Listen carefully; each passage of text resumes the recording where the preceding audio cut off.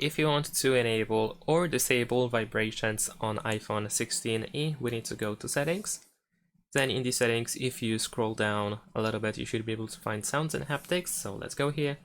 And now scroll down again to, for example, find system haptics, which are vibrations for system controls and interactions. So you can tap on the switcher to turn on or off vibrations. But in addition to that, we also have, for example, the ringtone haptics over here, ringtone and alert.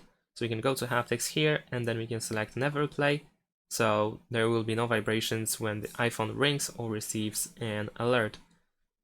Besides that, you can also go to each of these sound settings for the ringtone, for the text tone, and so on and so forth. And in every of these cases, you also have haptics at the top where you can, for example, turn off vibrations separately. Thanks for watching, leave a like and subscribe to my channel, and see you in my next videos. Bye!